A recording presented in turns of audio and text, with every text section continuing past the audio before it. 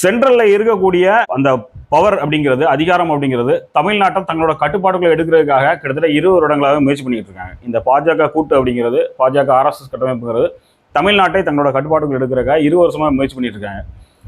அவங்க நேரடியாக அங்கே இறங்கி உள்ள வர முடியாது, மக்களோட அதிருப்தி வரும். இந்த தேர்தல் நெருங்கும் போது கூட பாஜக கொஞ்சமாக அப்படி ஹைட் பண்ணிட்டு எடப்பாடியார் அவர்கள் தங்களை அதிகமாக முன்னிறுத்துறாரு. பாஜகவுமே தன்னால் ஒதுங்கி ஒரு ஓரமாக உட்காந்துருக்கு. அண்ணாமலை அவர்கள் தலைமையில் பாரதிய ஜனதா கட்சி தமிழ்நாட்டில் இயங்கிய போது ஒரு அபரிமிதமான வளர்ச்சி தமிழ்நாட்டுக்குள்ள இருந்துச்சு. அவர் ஹேட் பாலிடிக்ஸ் பேசலை, பல இளைஞர்களை தன் பக்கம் திரட்டினார். எல்லாரையும் கொஞ்சம் அட்ஜஸ்ட் பண்ணி பேசுகிற மாதிரி, இன்டலெக்சுவலாக பேசுகிற மாதிரிலாம் பேசி ஒரு பெரிய ரசிக கூட்டத்தை தனக்கு உருவாக்கினார். இதெல்லாம் யாருமே மறுக்க முடியாது. தமிழ்நாட்டுக்குள்ள பாரதிய ஜனதா கட்சி அபரிமிதமான வளர்ச்சியை பெற்றது அண்ணாமலை அவர்கள் தலைவராக இருந்த வரை தான். ஆனால் அவரை ஒதுக்கி வச்சுட்டு மறுபடி எடப்பாடியார் அவர்களோட பேச்சை கேட்டு உத்தரவு போட்டால் கட்டுப்படுவார்.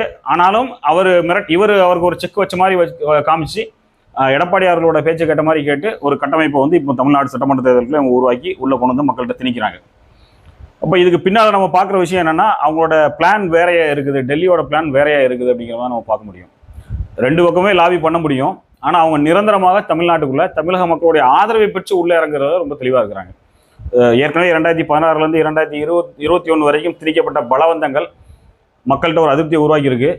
அதே மாதிரியான ஒரு பலவந்தம் இல்லாமல் மக்களுடைய ஆதரவோடு ஒரு வரவேற்போடு தமிழ்நாட்டுக்குள்ள வரணும் அப்படிங்கிறக்கா அவங்க என்ட்ரன்ஸ்ல வெயிட் பண்ணிட்டு இருக்காங்க அப்படிங்கிற மாதிரி நம்ம பார்க்க முடியும்.